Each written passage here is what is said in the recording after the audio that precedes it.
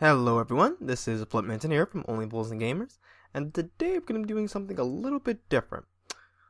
The year is 1988. We are on a computer called an Amie Workbench, and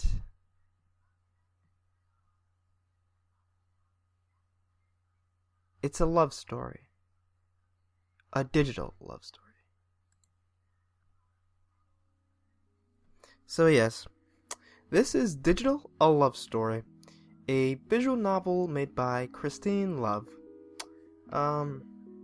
This game is actually something I got into very recently, actually.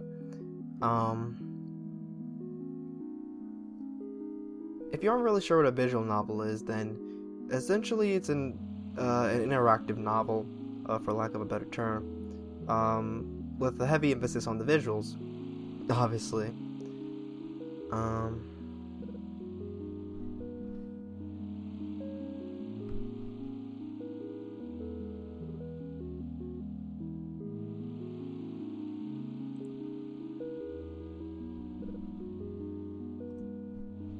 So yes,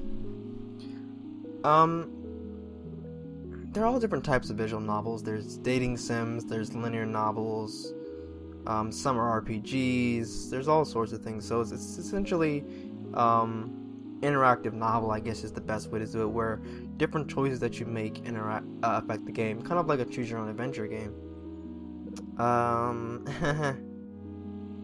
Yeah, I just make up a last name, to avoid privacy issues.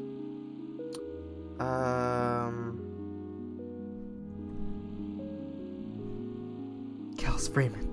Yes, Kels Freeman. So yes, this is a computer. And Amie Workbench. So yes, basically the entire game takes place from a computer monitor in the 1980s, the late 80s. The internet was new, and people were starting to interact with each other, and it's pretty basic. I like the setting. And we have a few messages. One was from the system. Welcome to your new Amie. Congratulations, you've got your brand new Amie Workbench up and running. Here are a few things you might need to know to get started. To close a window, click the square icon in the top left, which is right here. Download applications appear on your desktop. Click their icons to open them. To save your system state or load a previous one, just click the disk icon at the top of the screen, which is right about here. So adjust the volume, display mode, change personal information, or shut down your computer, click the pinwheel icon at the top of the screen. We hope you enjoy your new computer, Amie Microsystems 1988. And just like the music, the setting, the visuals, everything that's really helped set up the mood of, a 1980s computer. So let's see, from a guy named Mr. Wong. Hey Kels, so you have your computer set up. I thought for Mr. Freeman's kid I'd throw in a little something extra. There's $1 for your modem attached to this message. If you plug it into the phone line, you can use it to dial BBSs. BBSs are bulletin board systems, kind of like forums nowadays. Just make sure not to run up your dad's phone bill with long distance calls, okay? Yeah. Here's a local BBS. I recommend looking at it. So, yeah, for those of you who don't know about dial-up, well, actually, I'm not an expert at dial-up, but yeah, I remember having dial-up. Basically, with this dial-up here, we're gonna dial a phone number, and it's kind of like connecting to the internet. We don't have your fiber octaves and your high-speed internets. We had dial-up. Yeah, I'm young, but I know what dial-up is. Right, so let's download this, and now we have the dialer here in our desktop. So let's see. Let's open up this. Oh, I forgot to actually get the number from the guy. It actually does do the little dial-up sound effect. It gets annoying after a while, but right. Let's see what number it was. 698-5519. 698-5519. 698-5519. 698-5519. Let's dial it up.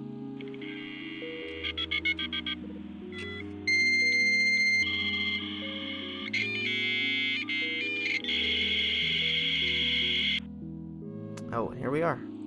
So this is the BBS that we'll be looking into first. The Lake City local. So apparently we live in a place called Lake City, and this is the local BBS.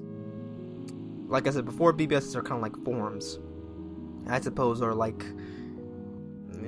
I guess connections or servers. Yeah, servers is actually a better term, but it functions like a forum with message sendings. So it's a 24-hour-a-day server. Like I said, it really does a good job of giving you the immersion. 24-hour-a-day server hosted by some guy. And the sysop is jrook. Alright, so let's enter a new password for our OFAG. I didn't even read. Type no. Alright, we need a new account. OFAG. And now we register for this BBS. Right. Why don't we check our messages? Oh, we already have a few messages on our BBS. So some guy called Blue Sky. Is that what the kids are calling it these days? The first computer virus appeared on ARPANET back in the 70s, called the Creeper. It traveled across every open system on the network it could connect to and spawn a copy of itself and dump the phrase, "I'm the Creeper, catch me if you can," to the screen. Eventually a program called the Reaper was developed to clear the infection. It worked in the exact same way, spreading like a virus across every available system on the network, self-replicated and deleted the Creeper whenever it could be found. And we can also reply to messages.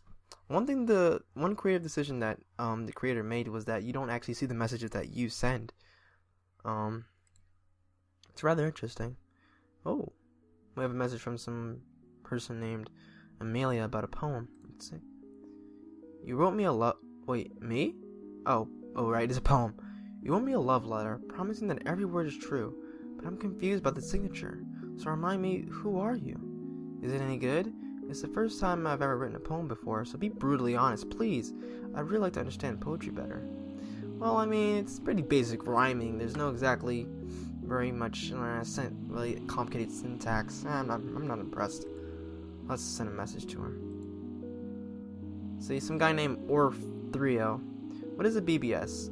Wow, that's an awfully dumb question. In case you couldn't tell, you're on one right now. A BBS is short for Bulletin Board System, as I stated before, where people come together online to post messages, share software, download text files, hold debates, and more. So, the internet, basically. Except a lot less porn and a lot less cat pictures and videos. I guess we can reply to this guy too. We could also download the messages so we can see them at any time. Let's just download them for safekeeping. Especially that poem one. It actually it wasn't too horrible, I guess. So yeah, that's another thing I really like is the fact that you use like usernames, like all the people you get messages from and such are actually characters in the game, and it's really really cool. Let's disconnect here. Oh wait, why did I do that? Alright, if I remember correctly, it was 6985519. We can just skip that, and we can log in with our password. Oh, ooh, messages. Let's see.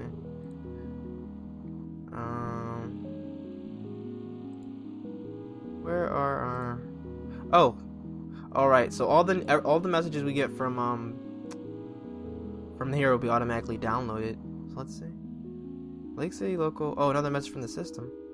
Thanks for registering on Lake City Local, Kels. Your password is OFAG. Thanks.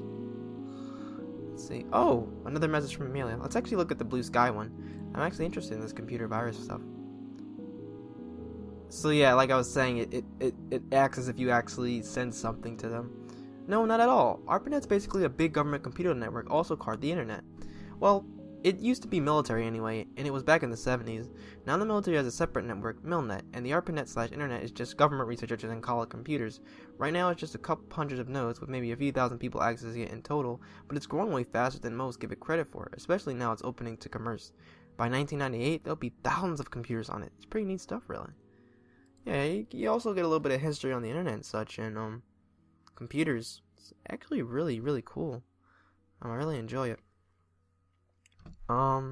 So yeah, you get to see what people thought the internet would be like in the 80s and such. So let's see what Amelia has to say. I do suppose you're right. Thanks, I appreciate your directness. I'll have to keep that in mind for my next attempt. To tell you the truth, I'm really glad you replied. Nobody else really had anything worthwhile to say. There's some compliments that were obviously false and asking if I really was a girl. Why wouldn't I ask a question like that? But you seem nice, Kels. And much better than that. Thank you. Huh. She seems nice. I guess we'll send another reply. Right. So one thing I also have to mention is that while we are getting these messages instantly, in this time period, most servers update, like in terms of, in universe, these servers actually update once every like 2 days or so at really weird times. So while we are getting these instant messages to us, actually in the story, these messages are happening like days between each other. So yeah, that's one of the problems that we might have with this game, is like it seems like things are moving way too fast when really in the actual story it's actually happening days after each other.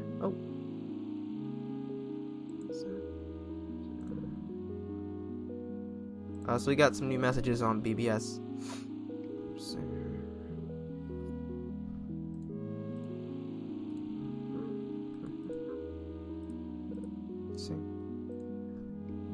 How many people are on at BBS? Well, that varies depending on which one you're on. It can be anywhere from dozens to over 100 users. Some only allow one person to dial in at a single time. Others have as many as 10 phone lines, letting many people stay online at once. Some are even further connected to bigger networks like FidoNet or the internet, connecting thousands of BBSs together, all across the entire world. Wow. Lack of downloads by some guy named Figaro. Let's see. Well, Lake City Local isn't really about the wares or hacking or any other illegal stuff. The size up here doesn't really want to get himself arrested or anything. You'd always check out the Matrix at 220. That's where I go. So we got the address to another BBS. Thanks, Figaro. And this Blue Sky guy messaged us again about some more computer viruses. Viruses didn't really hit the big time until they left the networks, and in 1981 a virus infecting floppy disks was released into the wild, slowly letting itself be passed around disk by disk. Now anyone with an Apple II could be a target. Wow, shows just how old this is. But it wasn't until last year, in late 1987, that virus actually destroyed data was discovered on a closed network. Is it only a matter of time before destructive viruses spread to the general public? Only time can tell. This scary prospect is all too possible. Right, so let's check out our messages. Got a new message from Amelia. Oh, I know exactly what you mean. I really do feel the same way all the time, A lot of hackers have this very strong sense of self-identity, and I'm very envious of that. There's certain of things, and I've learned very quickly not to be certain of anything. But I wish I could be. Does that make sense to you? Yeah. Alright, so the guy Figaro sent us a message. 220. Oh crap, I couldn't see it. 220-7683. 220-7683. Let's go.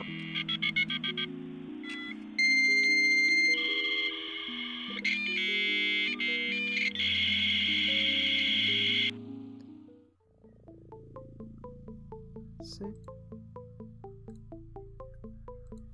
And here we are in the Matrix. So, I think we'll call it a day for that. Thank you guys so much for watching. Hope you guys enjoyed this. And the next time on Digital, a Love Story, we'll be heading into the Matrix. Thank you guys for watching. I'll catch you later.